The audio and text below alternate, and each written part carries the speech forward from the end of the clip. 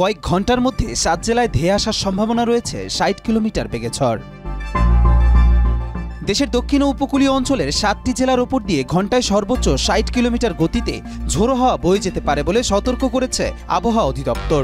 28 June ভোর 5টা থেকে দুপুরের মধ্যে খুলনা, বরিশাল, পটুয়াখালী, কুমিল্লা, নোয়াখালী, চট্টগ্রাম, কক্সবাজার এলাকায় দক্ষিণ বা দক্ষিণ পূর্ব দিক থেকে এই দমকা বাতাস বয়ে যাওয়ার আশঙ্কা রয়েছে।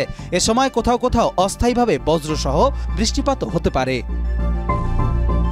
আবহাওয়ার এই পূর্বাভাসে নৌ চলাচলের সতর্কতা স্বরূপ এসব অঞ্চলের নদীবন্দরগুলোকে 1 নম্বর সতর্ক সংকেত দেখাতে বলা হয়েছে।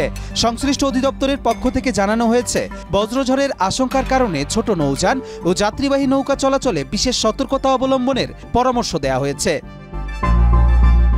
অন্যদিকে 28 জুন সন্ধ্যা 6টা থেকে পরবর্তী 24 ঘন্টায় খুলনা, বরিশাল, চট্টগ্রাম বিভাগের অধিকাংশ স্থানে এবং ঢাকা সহ দেশের অন্যান্য বেশ কিছু অঞ্চলে বজ্রবৃষ্টির সম্ভাবনা রয়েছে। কোথাও কোথাও ভারী বর্ষণও হতে পারে বলে পূর্বাভাসে উল্লেখ করা হয়েছে। 29 জুনের আবহাওয়ায় বৃষ্টির ধারা অব্যাহত থাকতে পারে। বিশেষ করে খুলনা, বরিশাল, চট্টগ্রাম ও সিলেট অঞ্চলে বজ্রবৃষ্টি ও ভারী বর্ষণের আশঙ্কা করা হচ্ছে। তবে সারা দেশে দিন ও রাতের তাপমাত্রা প্রায় অপরিবর্তিত থাকতে পারে বা কিছুটা বাড়তে পারে বলে জানিয়েছে আবহাওয়া বিভাগ। কবির চৌধুরী, মাই টিভি, ঢাকা।